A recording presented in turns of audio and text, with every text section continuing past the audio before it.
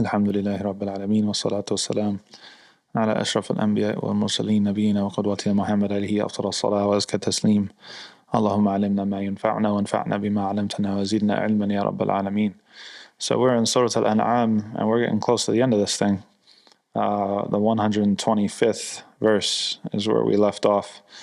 You know, the main idea of this surah is talking about our faith, our belief, and also sort of clarifying for us the different sneaky ways in which kufr works, the different sneaky ways that shirk works, and the most recent one that Allah subhanahu wa ta'ala had been talking about right where we left off was the type of person that likes to call the shots. And they want to call the shots so much that they want to call the shots even with Allah subhanahu wa ta'ala. And you had a lot of different people that were like this at the time because the Quran was coming down. Prophet Muhammad alayhi salatu wasalam was among the people. And yet you had people saying, well, I'm not going to believe unless this happens. I'm not going to believe unless you make me and my homies prophets. I'm not going to believe unless you give us a physical book, like sent down like in paper, and all these sorts of things. You got to show us a sign. How come an angel didn't come, right? They thought that they knew better. And what do we say?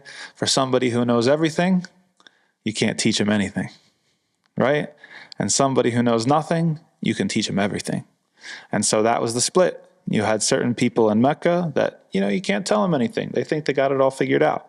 They think that, well, if a prophet were to come, it would be me and one of my boys. We're the chiefs. We're the noblemen. We're the movers and shakers of the community. And then this prophet comes from somebody they didn't expect to say, no, it can't be him. It's not who we approve of. Actually, Allah quoted it in the Quran. He said, if this were the truth, we would have been the first to believe it. Right? Look at the attitude. Do we have people like that still today? Oh, yes, we do. Yes, we do. Inside the Muslim community and out. But that's something for the khutbah. So Allah subhanahu wa ta'ala had just left off on this note. He had just dealt with this group of people. We won't believe unless one of us were given the message. And so Allah was showing how all shirk, which is invented tradition, not real tradition, right? It's superstition. It's stuff that Allah didn't tell anybody to do. Why are you worshiping this statue? Why do you believe that being born in April means that you're a nice guy or you're going to get married and whatever, right? Zodiac signs, crystals, all this stuff that we have today. Who told you that this stuff works? Did Allah ever tell you that this stuff works? No, He didn't. No, He didn't. So by what authority do you make this claim? By what authority do you try to claim that this stuff actually matters? And what it is, all the way down underneath, is people trying to reassert control. People trying to reassert control over the process of religion. Because if it's just what Allah said in this book, it's outside of me entirely. I have to submit. I have nothing else. It's like a third-party audit, right? People come in, they don't know you, they don't care who you are, where you come from, they're looking at your books, and they better be straight. And if they're not straight, you're going to go to jail, or you're going to get a fine, or you're going to be not in compliance. That's the third-party audit. What the people of shirk want, they want the friend on the inside. They want the insider to come in and give them the audit. Oh, well, me and your father went to school together, or we're from the same tribe, I'll take it easy on you guys. That's what they want. They want to get it easy. And so they are trying to reassert control. If we can invent these things, these gods, these statues, these zodiac signs, these crystals, guess what? They're not real gods. They can't speak for themselves. Somebody's going to have to speak for them.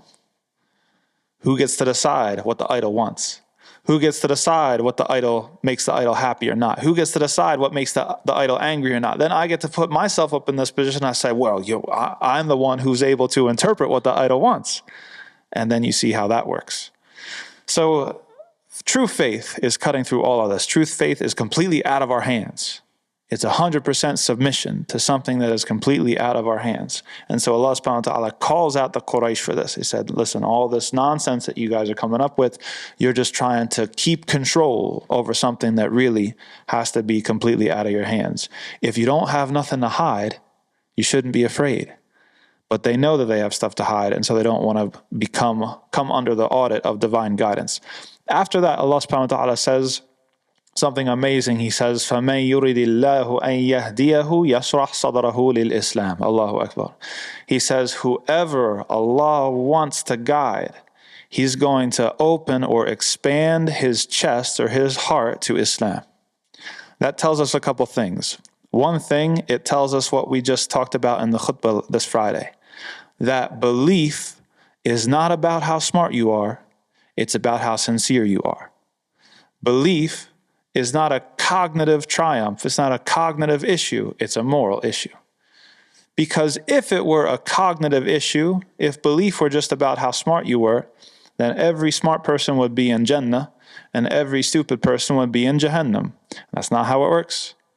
That's not how it works. You got people who are PhDs, multiple PhDs, award-winning this, award-winning that, and they are arrogant. And so they'll go into the hellfire.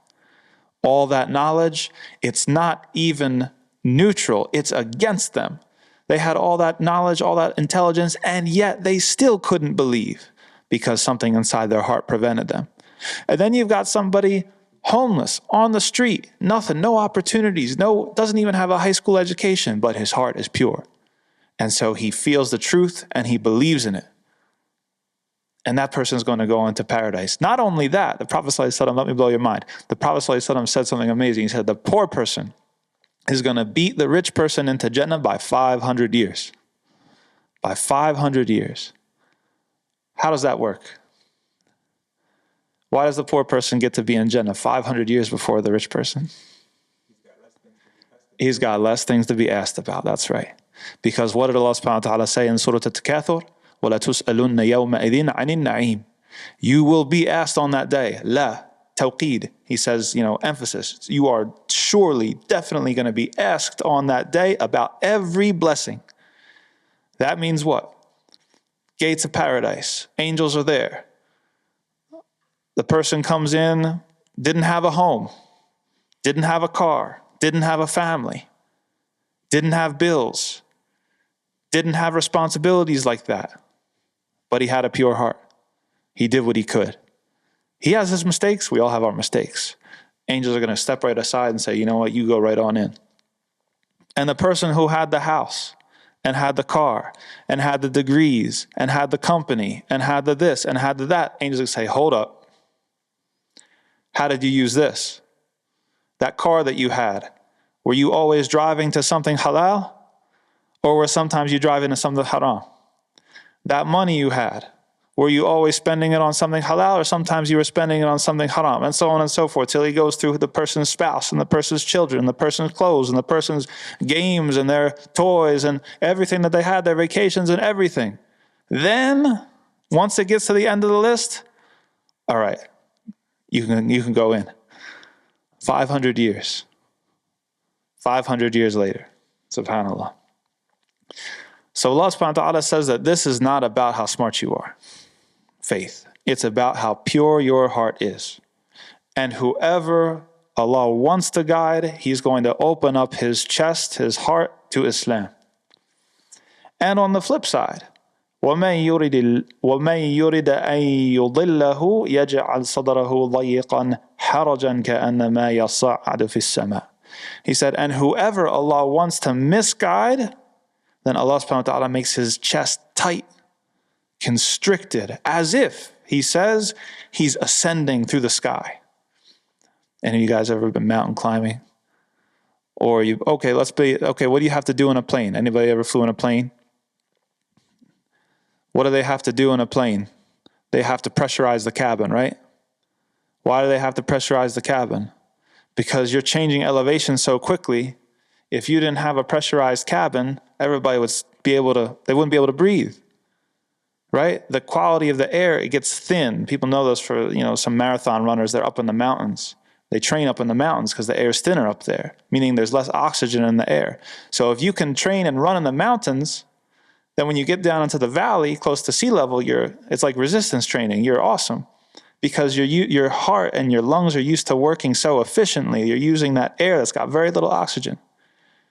Usually people are used to it. If you live up high, you're always living up high. If you're living down low, you're used to it. But what if you change all of a sudden? You take us, we're down here in Mohawk Valley. You put us on the top of Mount Everest, we're not going to be able to breathe, right? That's what Allah subhanahu wa ta'ala is saying here, but he's not talking about breathing oxygen. He's talking about breathing faith. He's talking about guidance. He says, whoever Allah wants, he's going to constrict his heart just like that person who is ascending through the heavens. And they're not going to be able to find the right way. Now the question is, if Allah subhanahu wa ta'ala is Al-Hakim, then why does he say that he is the one to misguide people? He wants to guide people and he wants to misguide people. How does that work? How is that fair? They chose to be misguided. Okay, very good. MashaAllah. I can't get anything by you guys. Because it's in response to what's in their heart. It's in response to what's in their heart. If they are sincere and they want to be guided, Allah subhanahu wa ta'ala is going to open their chest to guidance as a consequence of their orientation. Right? And if the person doesn't want to be told, he doesn't want to accept, then Allah subhanahu wa ta'ala is going to make that person's chest tight out of consequence of what he already put forth. And Allah subhanahu wa ta'ala puts everything in this life and lets us live our lives in order to demonstrate in an obvious way what he already knows is hiding deep down inside of us. كَذَلِكَ يَجْعَلُ اللَّهُ الرِّجْسَ عَلَى الَّذِينَ لَا يُؤْمِنُونَ. In that way, Allah subhanahu wa ta'ala brings filth upon the people who don't believe. وَهَذَا صِرَاطُ رَبِّكَ مُسْتَقِيمًا. This is the straight path of your Lord. قَدْ فَصَّلْنَا الْآيَاتِ لِقَوْمٍ يَذَّكَّرُونَ. Allah subhanahu wa ta'ala, as you said, already fassala. He spelled out everything, separated every sign, every ayah, every lesson. It's right there for you to see. It's not something hidden in some sort of secret philosophical treatise somewhere in some dusty library. It's out in the open for absolutely everybody to see. Obvious, hiding in plain sight. But only for a certain type of person. Only a certain type of person is going to benefit from those obvious signs. For people who, yadhakkarun, they remember. They try to think. They try to remember.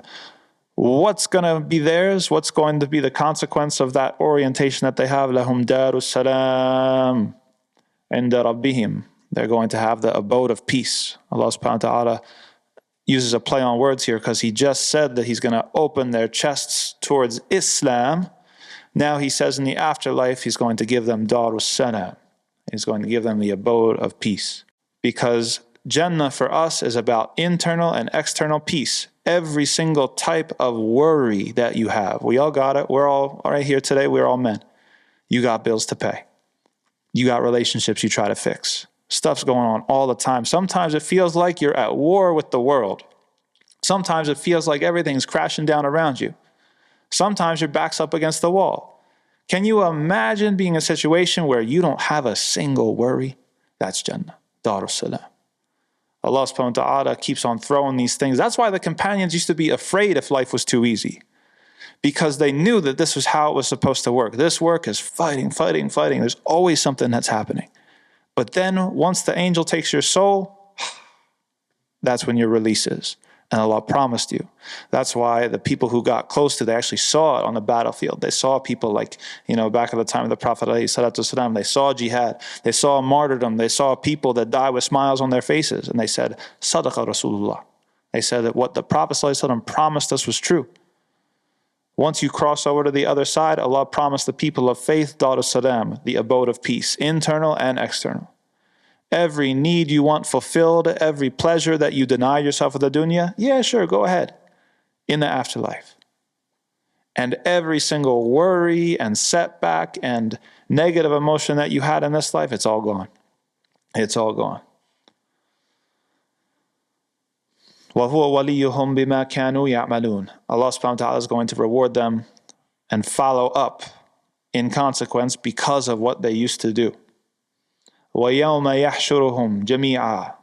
And on the day when Allah subhanahu wa ta'ala gathers them all together, talking about the day of resurrection, يَا مَعْشَرَ الْجِنِّ. And he's talking to the jinn.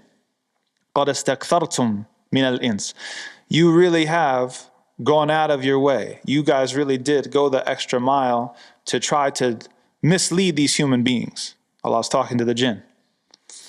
وَقَالَ أَوْلِيَاؤُهُمْ مِنَ الْإِنسِ.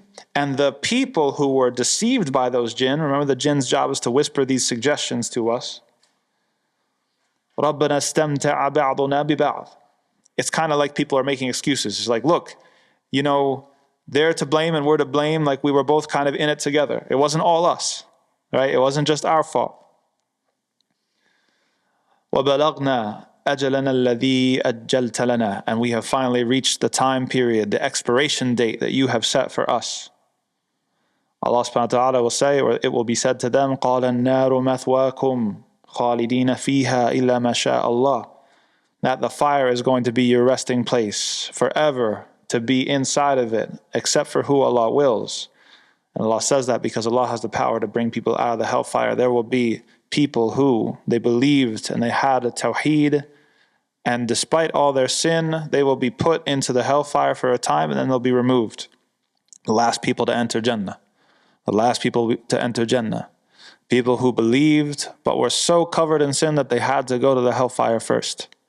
And then through the shafa'ah of the Prophet ﷺ, through the intercession of the Prophet Muhammad ﷺ, they will be removed from the hellfire and they'll be dipped in a river in paradise. When they come out of the hellfire, they're charred, like you've overburnt your toast. But they're going to be dipped into a river of paradise and come out sparkling, shining. And then Allah subhanahu wa ta'ala will ask them a question: have you ever experienced any hardship in your whole life? And they're going to say no. That's how Allah subhanahu wa ta'ala gives the Dar as-Salam, the abode of peace. When you cross over, everybody, you remember growing up, you saw Men in Black. Remember they got those little things to wipe your memory? That's what it is. That's Jannah. Can you imagine? Right? You just went through hell. You literally went through hell, scorching and burning in flames. Right? Torture. You don't know whether you're going to come out. And then all of a sudden, you're taken out. You're dipped in, boom, gone. Dar as-Salam. You've crossed over. May Allah make us people from Ahl Jannah and not make us have to go through the fire first. Inna rabbaka hakimun alim. And Allah subhanahu wa ta'ala knows best who those people are. Allah subhanahu wa ta'ala often ends the ayats, the verses of the Quran, when he talks about something that, involves punishment. He often ends it with his names, Hakimun Alim. He's Hakim because he knows what he's doing. He's wise. He knows better than you. Alim. And he knows everything. So we can't go through life and say, yeah, I see this guy over here. He looks like he's going to the fire. Look out. Or this guy over here, yeah, man, he's good. He's good. He doesn't have to worry about a thing. We have no idea. Allah subhanahu wa ta'ala is Hakimun Alim. وَكَذَلِكَ نُوَلِّي بَعْضَ الظَّالِمِينَ بَعْضًا بِمَا كَانُوا يَكْسِبُونَ. And in that way, Allah subhanahu wa ta'ala is saying here, he allows some of the transgressors, he was just talking to the jinn and the people who deceived, the deceivers and the ones who allowed themselves to be deceived. He says in this way, we allow some of them to influence others and reap what they sowed. Ya ma'shar al-jinn, Allah says again, wal ins, O you group, you gathering of jinn and human beings, alam ya'tikum rusulun minkum, didn't there come to you a messenger from among you? Allah subhanahu wa ta'ala says elsewhere, he only sends a messenger from among that group of people, right? He doesn't export the job. He doesn't outsource, right? Every company now, you call up customer service, right? It's some call center out in the Philippines or something like that, or India. Why do they do that? To save money, right? Because if they had a call center here in the United States, they'd have to pay minimum wage, they'd have to do this, right? They're trying to save money. So they outsource that thing. Allah subhanahu wa ta'ala does not outsource prophets. He does not outsource messengers.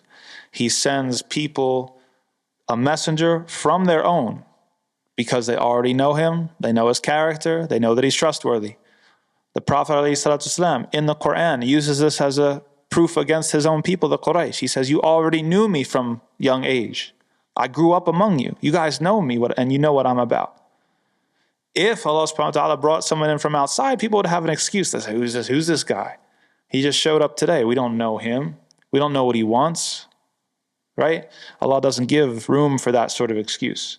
He says that he sends, and he's asking a rhetorical question here, Alam yatikum rusulun minkum? Hasn't there come to you a messenger from among you?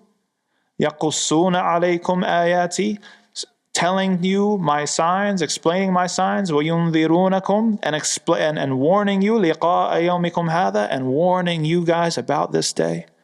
Didn't you have fair warning? Wasn't it true that somebody told you? قَالُوا شَهِدْنَا عَلَىٰ أَنفُسِنَا. They bear witness against themselves. They say, yeah, that's true. It happened.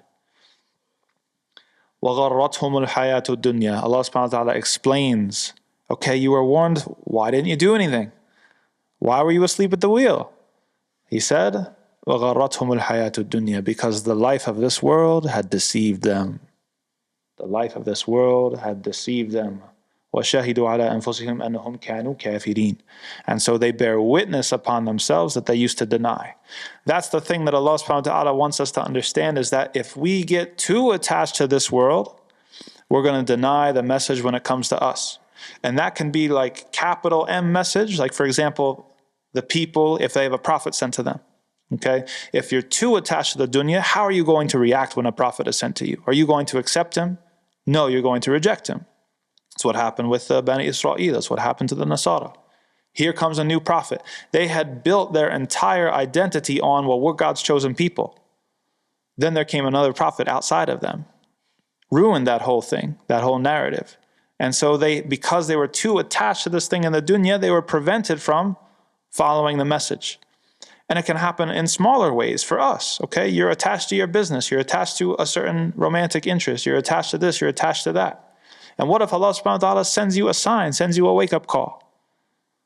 You have two options.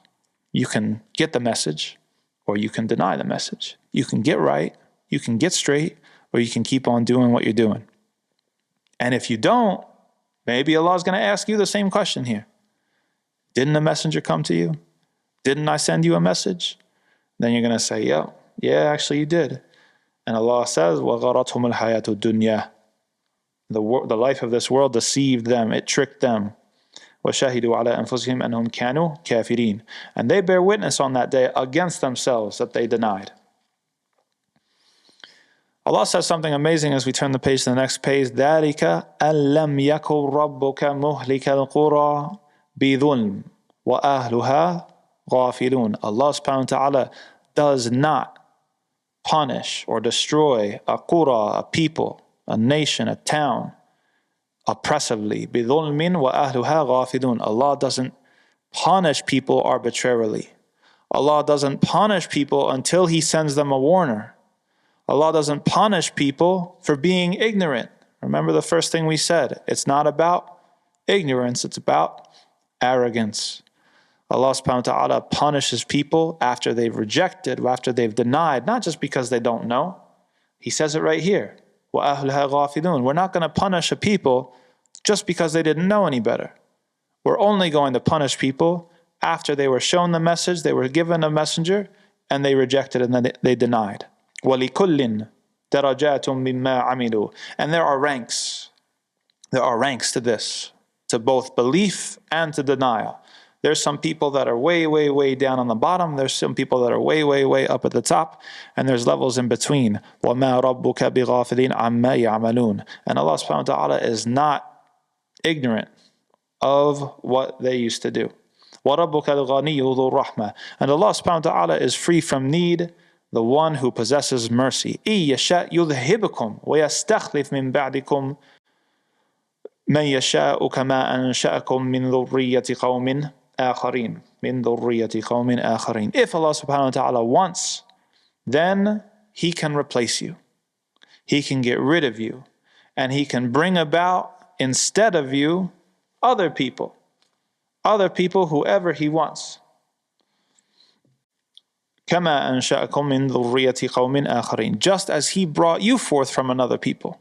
Okay? We think that we have these sort of like, our ethnic identities, for example. They're like, actually they go back indefinitely. No, they don't.